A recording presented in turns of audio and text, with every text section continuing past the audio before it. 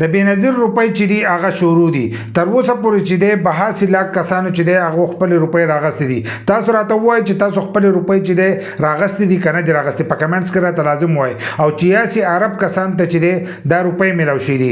12% داسې کسان دي چې هغو تر اوسه پورې خپل روپۍ چې دی دا نه دي راغستې. نو کوشش وکړئ که تاسو خپل روپۍ نه راغستې لاړ شئ کیم سیټ ته خپل روپۍ چې دی دا راواخلئ ځکه دغه 2-3 ورځې دي اوس په هغه روپۍ چې دي دا بندېږي او دا پرونی حساب کتاب دی نه دی پرونی حساب کتاب دی. نو تر اوسه پورې چې دی 82 لک کسانو ته چې دی دا روپۍ میلاو شوي دي او 86 عرب روپۍ چې دی دا ورکړی شوي دي. نو کومو کسانو چې خپل روپۍ نه راغستې لاړ شئ کیم سیټ ته خپل روپۍ چې دی دا راواخلئ. خو په دې کې بیا ځینې کسان دا تپوس کوي چې دا نوی قسط دی که زوړ قسط دی. نو دا چې دی دا زوړ قسط دی کم د جون قسط چې دی هغه شروع دی د هغې روپۍ چې دی زیاتر کسانو چې دی اوس نه دي راغستې او هغو به اوس د نوي قسط چې دی د هغې به تیاری کوي. په هغې کې به ډېر داسې نوي کسان وي چې هغه به پکې یو ځای کوي او ځینې داسې زاړه کسان دي چې هغه به د دې پروګرام نه چې دی هغه به وځي. نو لاړ شئ که کومو کسانو خپل روپۍ نه راغستې نو خپل نږدې کیم سیټ ته لاړ شئ کوم ځای کې چې د بېنظیر روپۍ میلاویږي لاړ شئ او خپلې روپۍ راولئ ځکه 12% کسان چې دي دا پاتې دي تقریبا چې